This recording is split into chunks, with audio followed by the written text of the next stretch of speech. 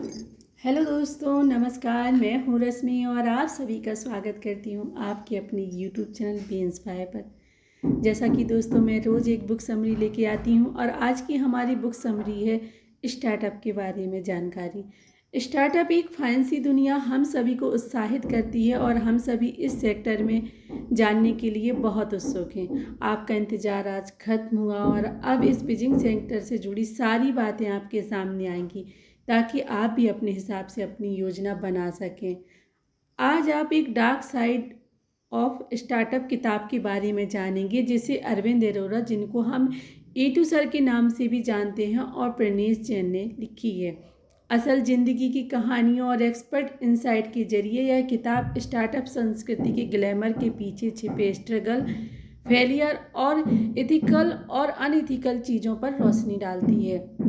ये ambitious founder, investor और college के छात्रों के लिए आंखें खोलने वाली एक किताब है जिसमें स्टार्टअप की दुनिया से सीखे गए महत्वपूर्ण लेसन को शेयर किया गया है। अगर आप उन लोगों में से एक है जिसने कभी भी स्टार्टअप के बारे में सोचा है या शुरू कर चुके हैं तो वीडियो आपको बहुत काम आने वाली है। अरविंद अरोरा एक मशहूर भारतीय शिक्षक, एक प्रेरक वक्ता और सोशल मीडिया इन्फ्लुएंसर हैं। अलग अलग प्लेटफॉर्म पर उनके 20 मिलियन फॉलोवर्स हैं। उन्हें आमतौर पर E2 सर के नाम से जाना जाता है और उन्हें शार्क टैंक इंडिया सीजन 2 में भी फीचर किया गया था। उन्होंने अपने यूट्यूब चैनल E2 मोटिवेशनल के जरिए बहुत लोकप्रियता हासिल की है। और जो प्रणेश जैन है वो इंस्टीट्यूट और चैरिटी अकाउंट ऑफ इंडिया के सदस्य हैं। वह भारत में जाने वाले वित्तीय डेटा विश्लेषक और उचित डिलीजियस एडवाइजर हैं। उन्होंने 500 से ज़्यादा फाउंडर स्टार्टअप के साथ काम किया है। स्टार्टअप इकोसिस्टम को बहुत ज़्यादा अनुभव किया है। वे VC फर्म में एंगल निवेशक और वेंचर पार्टनर। इसके अलावा उन्होंने स्टार्टअप इकोसिस्टम और फाइनेंशियल एजुकेशन पर 200 से ज़्यादा सीजन दिए हैं। अब तक तो आप समझ ही गए होंगे कि ये वीडियो कितना दमदार और उपयोगी होने वाला है, लेकिन ये वीडियो थोड़ा लंबा हो सकता है क्योंकि इस किताब की सामग्री बहुत उपयोगी है, इसीलिए वीडियो को अंत तक देखना ज़रूरी है। अगर आपको वीडियो पसंद आए तो आप इस किताब को विस्तार से ज़रूर पढ़ें। यह किताब हिंदी और अंग्रेजी दोनों भाषाओं में अमेजन और फ्लिपकार्ट पर उपलब्ध है। किताब को आसानी से समझने के लिए हमने इसको महत्वपूर्ण लेसन को 12 अध्यायों में इसकी पूरी व्याख्या की है। तो चलिए शुरू करते हैं। तो इस बुक का जो अध्याय फर्स्ट है वो है स्टार्टअप की शुरुआती दिनों में कंपनी और शेयर अलॉटमेंट में सावधानी कैसे बरतनी चाहिए। जब भी कोई कंपनी हम शुरू करते हैं तो कई लोग उसमें शामिल होने और उसकी ऑनरशिप के लिए अपनी दिलचस्पी दिखाते हैं। एक स्टार्टअप संस्थापक शुरुआती दिनों में यह नहीं सोचता कि भविष्य में उसके व्यवसाय की कीमत कितनी बढ़ेगी या क्या हो सकती है। उनकी चाहत सिर्फ यही होती है कि अच्छे लोग उनके साथ जुड़ें और इसी वजह से उनके लिए फैसला ज़्यादा मुश्किल नहीं लगता। यहाँ सिर्फ एक चीज़ जो कि ठीक करने की ज़रूरत है वो है उन शेयर की ऑनरशिप जो वो देना चाहते हैं। क्या वो इसकी कोई रिटर्न कमिटमेंट दे रहे हैं, और अगर नहीं तो जब वह इंसान कंपनी से बाहर जाना चाहेगा तो उस समय क्या सिचुएशन सामने आएंगी, वो इससे कैसे डील करेंगे। एक जो संस्थापक के लिए समझना बहुत ज़रूरी है कि स्टार्टअप के शुरुआती दिनों में ऑनरशिप पूरी तरह से संस्थापक और सह संस्थापक के पास ही रहना चाहिए।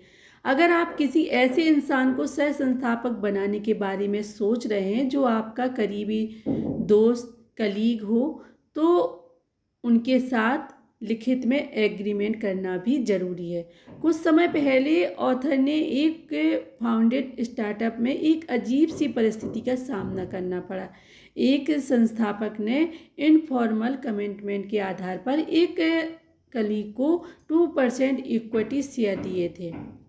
इस कलीग के साथ मिलकर काम करना था और कंपनी के विकास में योगदान करना था। हालांकि महज 2 महीने के अंदर ही उन्हें आगे की पढ़ाई के लिए फ़ौरन जाना पड़ा। इस परिस्थिति में बर्वल कमिटमेंट के आधार पर 2% इक्विटी शेयर किसी ऐसे इंसान के पास चले गए जिसे कंपनी से कुछ भी योगदान नहीं दिया गया। अब जब कंपनी की कीमत 7.5 करोड़ पहुंच गई तो उस शख्स ने शेयर की कीमत 15 लाख हो गई। यह हैरानी की बात है कि कैसे एक गलती की वजह से ऐसे परिणाम हो सकते हैं। हालांकि संस्थापक और कंपनी के पास लीगल ऑप्शन है, लेकिन यहाँ सवाल यह है कि क्या उनके पास ऐसी थका देने वाली प्रक्रिया के लिए ज़रूरी समय और पैसा है। इसके लिए इसका ध्यान रखें। इस बुक के लेसन 2 में है उचित समझे बिना फंड राइज करना और गलत कीमत पर फंडिंग राउंड कंडक्ट करना। तो आइए जानते हैं, जब कोई स्टार्टअप फंड राइज करने का फैसला लेता है तो उन्हें अपने स्टार्टअप की वित्तीय परिस्थिति, बाजार की क्षमता, विकास और निवेशकों को इससे मिलने वाली कीमत को ठीक समझ होना जरूरी है। नए स्टार्टअप संस्थापकों के लिए इन मुद्दों के बारे में जागरूक होना बहुत ज़रूरी है। कई बार हम सोचते हैं कि स्टार्टअप संस्थापक अपनी कंपनी के मूल्यांकन के बारे में अपनी शर्तों पर फैसला लेते हैं। आप सोच रहे होंगे कि कैसे संभव है, लेकिन ये भारत में मेरे दोस्तों यहाँ सब कुछ संभव है। यह कैसे होता है, यहाँ समझने के लिए आइए स्टार्टअप वैल्यूएशन कैलकुलेशन के तरीके को पता लगाते हैं। किसी भी स्टार्टअप कंपनी का मूल्यांकन उसके भविष्य के कैश फ्लो के आधार पर रजिस्टर्ड वैल्यू और मर्चेंट के माध्यम से तय की जाती है। यहाँ एक स्टार्टअप फाउंडर कंपनी के अपेक्षित भविष्य को दिखाकर फंड इकट्ठा करते हैं और इससे छोटे स्टार्टअप के लिए अनुदान इकट्ठा आसानी से हो जाता है। हालांकि उन्हें शायद इस बात का एहसास नहीं है कि आज का समाधान कल उनके लिए एक संकट बन सकता है और वे भविष्य में होने वाली चुनौती से अनजान हैं। वर्तमान में आप देखेंगे कि प्री रेवेन्यू स्टेज यानी कि व्यवसाय स्टार्टअप के शुरुआती अवस्था में भी यंग एंटरप्रेन्योर के 10 से 20 करोड़ तक के मूल्यांकन पर अनुदान इकट्ठा कर रहे हैं। अब आप पूछ सकते हैं कि अगर निवेशकों उन मूल्यांकन पर स्टार्टअप में पैसा लगा रहे हैं तो क्या गलत है। छोटे स्टार्टअप में ऐसे लोगों का पैसा निवेश किया जा रहा है जिनके पास ठीक निवेशक मानसिकता नहीं है। आमतौर पर कुछ मेंटोर या कॉन्ट्रैक्टर की सलाह के कारण ये लोग स्टार्टअप में निवेश कर रहे हैं और यह बुरी बात नहीं है। यहाँ हमारा पॉइंट स्टार्टअप फाउंडर की तरफ है कि गलत मूल्यांकन पर फंड इकट्ठा करने के बाद भविष्य में आपके लिए कहाँ दिक्कतें खड़ी हो सकती हैं। अब इस परिस्थिति को हम एक उदाहरण के जरिए समझने की समझाते हैं आपको। आइए एक स्टार्टअप फाउंडर के बारे में सोचें जो एक कंपनी को बनाता है और इसके सिर्फ 20 दिन बाद 10 करोड़ के मूल्यांकन पर 20 लाख फंड लेता है। यह फंड उन्हें अपना प्रोडक्ट विकसित करने में मदद करने के लिए है। लगभग 2 महीने बाद प्रोडक्ट तैयार होता है और कुल विकास लागत 15 लाख रुपए। उन्होंने प्रोडक्ट बेचना शुरू कर दिया। वे मार्केटिंग और नई टीम बनाने पर काफ़ी पैसे खर्च करते हैं। अब अगर सेल्स अच्छी है तो सब कुछ ठीक चल रहा है, तो वह कुछ समय में अनुमानित मूल्यांकन हासिल कर सकते हैं। लेकिन अगर सेल्स अच्छी नहीं हुई तो फाउंडर के लिए इतनी ज़्यादा मूल्यांकन पर फंड इकट्ठा करना मुश्किल होगा। इस संदर्भ में या तो उन्हें मूल्यांकन कम करना होगा या अपनी व्यक्तिगत बचत यानी पर्सनल सेविंग को व्यवसाय में लगाना होगा। बाद वाला विकल्प एक जोखिम भरा निर्णय हो सकता है क्योंकि यहाँ सभी व्यक्तिगत बचत को खत्म कर सकता है और हो सकता है कि फिर वे मनचाहे उसे परिणाम ना मिले। अंत में भले ही वो किसी बैंक में अनसिक्योर्ड लोन लेने के बारे में सोच ले, लेकिन इस स्थिति का ठीक से समाधान नहीं हो सकता है। यह स्थिति हमें सिखाती है कि दिखावे में ना फंसें और अपने स्टार्टअप के लिए सही मूल्यांकन पर निवेशकों के फंड राइज करना जरूरी है। ज़रूरत पड़ने पर थोड़ी ज़्यादा इक्विटी छोड़ने की भी ज़रूरत हो सकती है, लेकिन गलत मूल्यांकन के साथ शुरुआत करने से आपको भविष्य में परेशानी हो सकती है। संस्थापकों को अक्सर इसका एहसास तब होता है जब वे ऊंचे मूल्यों पर फंड राइज करते हैं और फिर फंड खर्च कर देते हैं, लेकिन वास्तविकता को बहुत बाद में समझ पाते हैं। तो फाउंडर के लिए समझना जरूरी है कि उन्हें ऊंचे मूल्यांकन पर फंड राइज की short term satisfaction long term challenge का कारण बन सकती है। तो दोस्तों, आपने ये जाना आईएएस का चैप्टर नंबर 3 है, जिसके बारे में हम आपको शॉर्ट में बता रहे हैं, फिर भी वीडियो काफ़ी लंबी हो जाएगी। कि हमारे देश में ऐसे कई युवा लोग हैं जो अमीर परिवार से आते हैं और उनकी परिवार बहुत लाभदायक व्यवसाय में लगा हुआ है। आजकल ऐसा लगता है कि देश का हर दूसरा इंसान स्टार्टअप शुरू करना चाहता है। जब भी कॉलेज जाते हैं तो उन्हें स्टार्टअप से जुड़ी बातों के बारे में भी सिखाया जाता है और प्रेरित किया जाता है। ऐसे में कोई भी इंसान पुराने तरीकों से पारिवारिक व्यवसाय को जारी रखना पसंद नहीं करेगा, क्योंकि वहाँ उन्हें उतनी स्वतंत्रता नहीं मिलती जितनी वे स्टार्टअप के जरिए हासिल कर सकते हैं। इसीलिए वे परिवार के लाभकारी व्यवसाय को छोड़कर अपना खुद का स्टार्टअप शुरू करने के जुनून के साथ कड़ी मेहनत करते हैं। हालांकि इसमें कुछ भी गलत नहीं है। ऑथर बताते हैं कि उन्होंने कई सफल स्टार्टअप देखे हैं जहां युवा लोगों ने स्टार्टअप की दुनिया में अपने परिवार के लाभकारी व्यवसाय की एक नई पहचान बनाई है। यह ज़रूरी है कि अगर आप कोई स्टार्टअप शुरू कर रहे हैं तो पहले उसे स्टेबल बनाने पर ध्यान दें और फिर उसे प्रॉफिटेबल बनाएं। किसी स्टार्टअप को बड़ा करने की होड़ में स्टेबिलिटी और प्रॉफिटेबल दोनों कारकों को ना भूलें। कोई स्टार्टअप सिर्फ यूनिकॉर्न बन जाने से सफल नहीं हो सकता है। यह असल में तब सफल होता है जब यह अपने आप में स्थिर और लाभकारी बन जाता है। जहां से आपका स्टार्टअप अपने आप से बड़ा हो सकता है, उस दिन से समझ लें कि आपके सभी फैसले सही होंगे, चाहे उसमें निवेश फंड शामिल हो या बैंक लोन आपका शामिल हो। इसका लेसन नंबर 4 है कि काम करने की बजाय स्टार्टअप शुरू करने का फैसला लेना।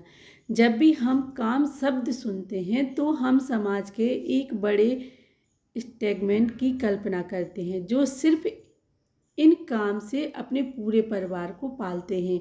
आज भी ऐसे कई युवा लोग हैं जो किसी कंपनी में काम तो कर रहे हैं, लेकिन स्टार्टअप शुरू करने के मौके भी लगातार ढूंढते रहते हैं। कुछ को मौका मिलता है तो वो स्टार्टअप के लिए अपना काम छोड़ देते हैं। कुछ समय करते हुए वह अपना स्टार्टअप शुरू करते हैं जब तक कि उन्हें भरोसा नहीं हो जाता कि उनका स्टार्टअप अच्छा चल रहा है। देश में लगभग ऐसे कई स्टार्टअप हैं जिनके संस्थापकों ने पहले काम किया, नौकरी की और फिर अपना स्टार्टअप शुरू किया।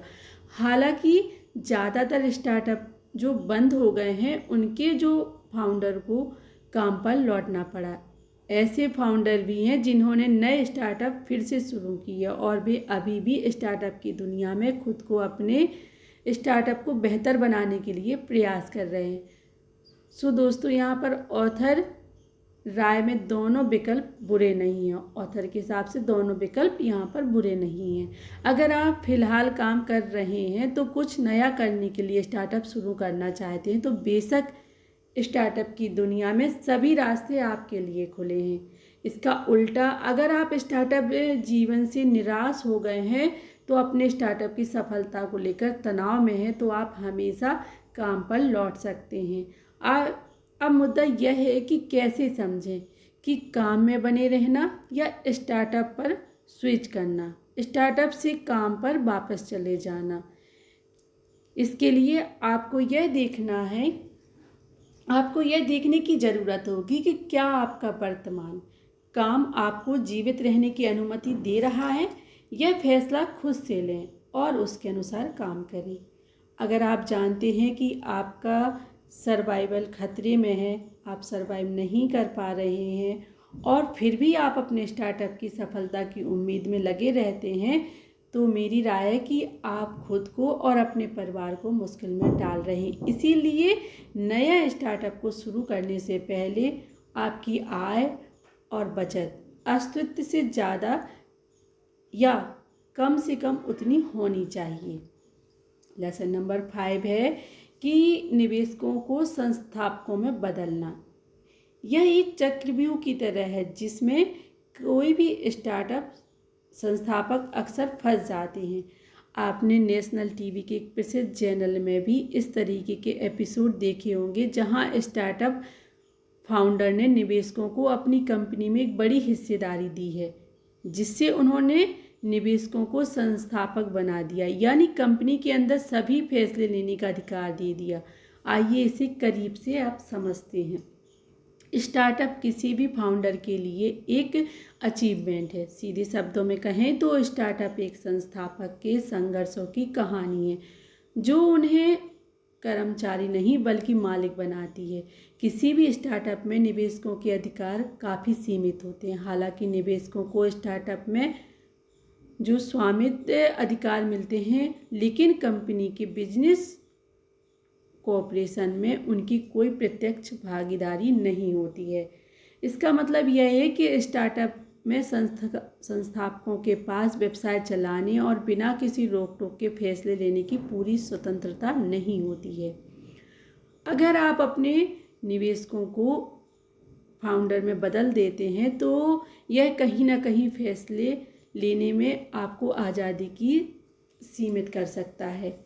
यह भी संभव है कि जिस मुख्य उद्देश्य के लिए आपने स्टार्टअप शुरू किया था वह खो जाए और आप अपनी ही कंपनी में कर्मचारी बनकर रह जाएं। कुछ साल पहले मुंबई आईआईटी के 2 संस्थापकों ने innovative health care device company शुरू की थी। उन्होंने तकनीकी और स्वास्थ्य वस्तुओं के संयोजन से एक अद्भुत उत्पाद बनाने के लिए बहुत मेहनत से काम किया। उन्होंने इस टूल को विकास करने के लिए केवल कुछ ही एंगल निवेशकों में फंडराइज किया था।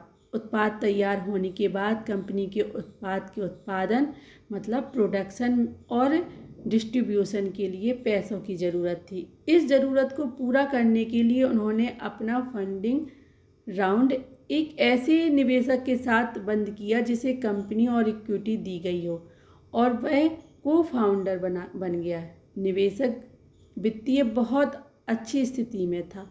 उसने उत्पाद को समझने में 6 महीने बिताया और इसकी मार्केट क्षमता को समझा। बाद में निवेशक अपनी टीम के लोगों को कंपनी में लाया। उन्होंने उत्पाद को उत्पादन में संस्थापक की मदद की और इस संस्थापक के साथ रहकर अंदर की चीज़ों को समझा। 1 साल के अंदर ही निवेशक ने जो प्रोडक्शन था उसको डिस्ट्रीब्यूशन और बाजार पर मजबूत पकड़ बना ली। इसके बाद निवेशक ने कंपनी के अंदर टकराव पैदा करना शुरू कर दिया और फाउंडर पर दबाव बनाना शुरू कर दिया। धीरे धीरे निवेशक ने कंपनी का पूरा नियंत्रण अपने हाथों में ले लिया और संस्थापक जो फाउंडर था इस हद तक दबाव में डाला कि उसके पास अपनी जो जीविका चलाने की कंपनी से इस्तीफा देने के अलावा कोई विकल्प नहीं चुना। तो आपने समझा कि एक निवेशक जिसको हम अपनी कंपनी में को फाउंडर बनाते हैं वो किस तरीके से दबाव डालकर उसकी कंपनी को हड़प लिया, उसके प्रोडक्ट को अपना प्रोडक्ट बना लिया। तो आप ये समझ ही चुके होंगे। तो चलिए आगे बढ़ते हैं इस बुक में।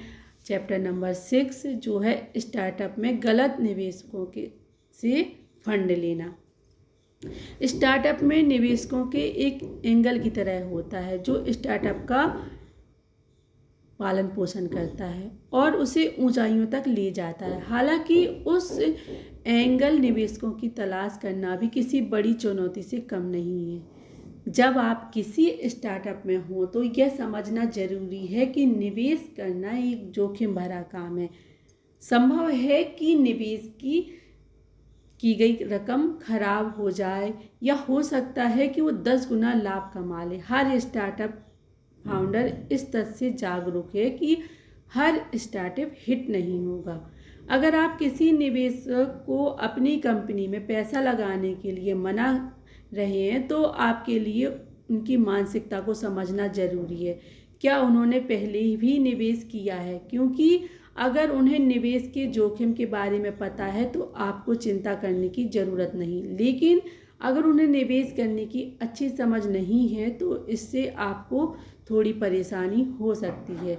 अगर आपका स्टार्टअप उनकी एक्सपेक्टेशन के अनुसार लाभकारी परिणाम उत्पन्न करने में काबिल नहीं होगा तो कुछ समस्या पैदा हो सकती है। बहुत सारे स्टार्टअप और संस्थापक ऐसी ही परिस्थिति से गुजर रहे हैं जहां उन्होंने उन निवेशकों में से निवेश ले ली है जिनका निवेश मानसिकता नहीं है।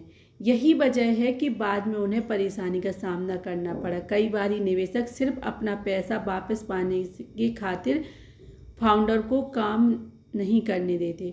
बहुत से निवेशक फाउंडर के साथ दुर्व्यवहार करते हैं जिससे उनकी कार्य क्षमता में समस्या आती है और अंत में स्टार्टअप बुरी तरह से नुकसान उठाना पड़ता है फाउंडर को। चलिए इस बुक का आप जानते हैं। चैप्टर नंबर 7, किसी स्टार्टअप में चल रहे नुकसान के बावजूद निवेश जारी रखना। देश में लगभग 80 यूनिकॉर्न स्टार्टअप अभी भी लाभ में हैं। यह स्टार्टअप इकोसिस्टम इस तरह से विकास हुआ कि किसी स्टार्टअप की मूल्यांकन के लिए लाभ प्रॉफिटेबिलिटी एक ज़रूरत नहीं है, जो फाउंडर के लिए एक बेंचमार्क के रूप में काम करता है। किसी कंपनी के मूल्यांकन अलग अलग कारक पर निर्भर करता है। यहाँ तक कि जो स्टार्टअप शुरुआत से ही नुकसान में चल रहे हैं उन्हें भी उम्मीद है कि एक दिन वे अपने स्टार्टअप को यूनिकॉर्न में बदल सकते हैं। इसी उम्मीद में चलते रहने से स्टार्टअप को दूसरे कारकों के साथ साथ अपनी मूल्यांकन बढ़ाते समय नुकसान उठाते रहना होगा। अब अगर फंड का प्रवाह चलता रहता है तो आप फंडिंग राउंड खेलते खेलते अपनी कंपनी को यूनिकॉर्न में बदल सकते हैं। हालांकि अगर यूनिकॉर्न का स्टेटस हासिल करने से पहले या बाद में अनुदान खत्म हो जाए तो आपके पास 3 विकल्प हैं। वो कौन से हैं? पहला विकल्प अपनी कंपनी के लिए वाई आउट करना है।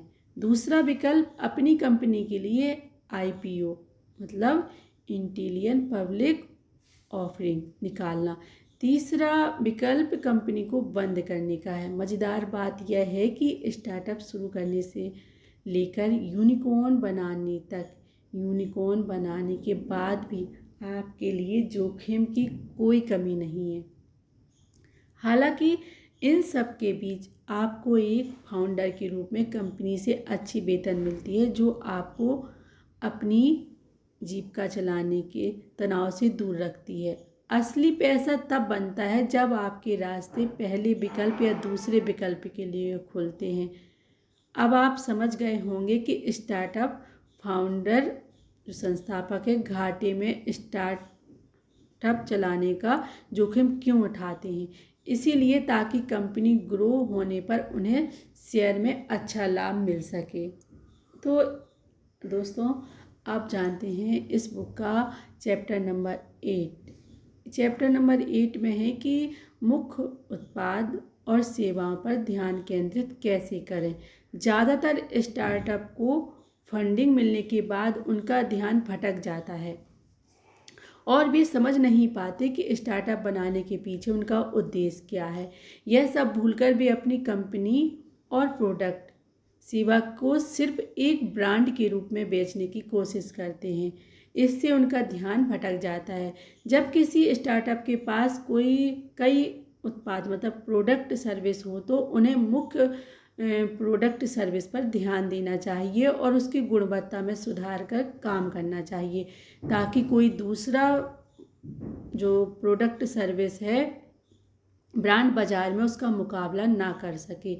यही वह चीज़ है जो आपके स्टार्टअप को बाजार में यूनिक सेलिंग पोजीशन पर देती है।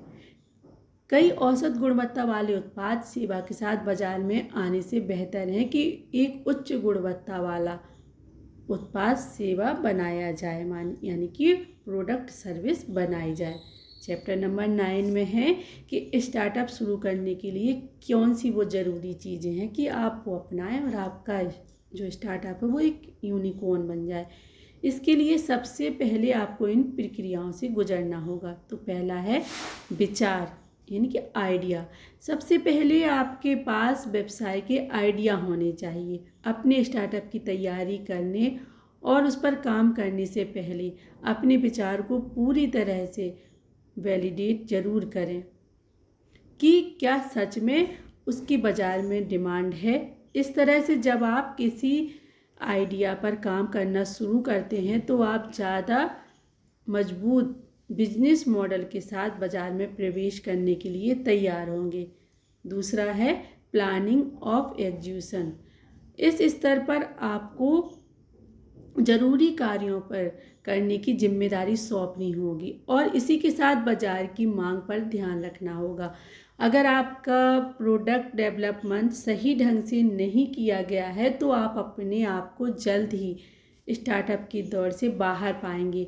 आपको इसके बारे में उत्पाद का परीक्षण करना मतलब प्रोडक्ट टेस्टिंग और बाज़ार की प्रतिक्रिया का पता चल जाएगा। थर्ड है रेवेन्यू जनरेशन। इस स्तर पर कंपनी की सेल स्ट्रेटजी को बनाएं। ध्यान दें जितना ज़्यादा हो सके उतने विभिन्न आय स्रोत बनाएं। चौथा है फंडिंग के दौर पर फंडिंग राउंड, मतलब स्टार्टअप के अलग अलग चरण में अलग अलग स्तर पर अनुदान फंड ली जाती है। उदाहरण के लिए किसी कंपनी की शुरुआती दिनों में एंगल निवेशक अनुदान देते हैं। रेवेन्यू फेज में कंपनी को सुपर एंगल की कुछ पारिवारिक कार्यालय वित्त पोषण मिल जाती है। जैसे ही कंपनी सफलतापूर्वक अपनी व्यापारिक यात्रा शुरू करते हैं उन्हें अच्छे आय के साथ आगे बढ़ती है। वेंचर कैपिटलीज यानी वीसी कंपनीज को उत्पाद बाजार के अनुसार और बिजनेस मॉडल को ध्यान में रखते हुए अनुदान देने में दिलचस्पी रखते हैं। यूनिकॉर्न बनाने की दिशा में यहीं से यात्रा शुरू होती है। 5 है एग्जिट स्ट्रेटजी। एक स्टार्टअप संस्थापक तब सफल नहीं होते जब तक उसे फंड मिल जाती है, बल्कि एक स्टार्टअप जो फाउंडर हैं तब सफल होते हैं जब वह उसी समय पर स्टार्टअप से बाहर निकलते हैं और उससे पैसा कमाते हैं। स्टार्टअप फाउंडर के लिए अपनी एग्जिट स्ट्रेटजी की प्लानिंग करना जरूरी है। ठीक से बनाई हुई एग्जिट स्ट्रेटजी से न सिर्फ संस्थापक को फायदा होता है बल्कि निवेशकों को भी अच्छे परिणाम मिलते हैं। आमतौर पर स्टार्टअप में संस्थापक निवेशक के पास बाहर निकलने के लिए यह विकल्प होते हैं। तो कुछ विकल्प इस तरीके से हैं कि स्टार्टअप को एक बड़ी कंपनी को बेचना जो स्टार्टअप की तकनीकी उत्पाद और ग्राहक के आधार पर कस्टमर बेस के आधार पर अच्छा लाभ दिखाती है। आईपीओ यानी कि interior public offering, stock exchange पर अपने शेयर को लिस्ट करके स्टार्टअप को पब्लिक करना। इससे निवेशकों को पब्लिक मार्केट में अपना शेयर। दोस्तों, यह डार्क साइड ऑफ स्टार्टअप किताब की समरी है जिसमें ऑथर ने स्टार्टअप संबंध सभी चुनौतियों और अवसरों पर चर्चा करते हैं। इस पुस्तक में कुल 39 अध्याय हैं और हमने इसके सारांश में आपको 9 अध्याय शामिल किया है। बाकी अध्यायों के लिए आपको इस किताब को विस्तार से पढ़ना होगा। इसमें आप यह भी जानेंगे कि स्टार्टअप फंड का उपयोग कैसे करें, यूनिकॉर्न स्टार्टअप और बड़े स्टार्टअप की वास्तविकता क्या है, स्टार्टअप के विषाक्त संस्कृति से कैसे बचें, स्टार्टअप संस्थापक आपकी निजी जिंदगी के कैसे खराब करते हैं, अगर निवेशक अपना निवेश खो दें तो क्या करें, मैं प्रतिबद्धता से सदैव दूर रहूँगा। मतलब शुरुआत से लेकर अंत तक बाकी सारी जानकारी आपको किताब में मिल जाएगी। स्टार्टअप में रुचि रखने वाले के लिए एक संपूर्ण किताब है। तो अभी इस किताब को विवरण की जो लिंक है वहाँ से आप खरीद सकते हैं। विस्तार में समझने का प्रयास करें। इस किताब में आपको अपने सभी सवालों के जवाब आसानी से मिल जाएंगे। तो दोस्तों, उम्मीद करते हैं कि आपको ये वीडियो अच्छी लगी होगी, आपके लिए नॉलेजेबल होगी। तो अगर अच्छी लगी हो तो आप सभी को पता ही है कि इस वीडियो को लाइक कर सकते हैं। अगर आपको नॉलेजेबल लगी हो तो आप अपने दोस्तों के साथ शेयर भी कर सकते हैं। और इसी तरीके की और वीडियो को बुक समरी को सुनने के लिए आप इस चैनल को भी सब्सक्राइब कर सकते हैं। धन्यवाद दोस्तों, आपका शुभ समय देने के लिए धन्यवाद। मिलते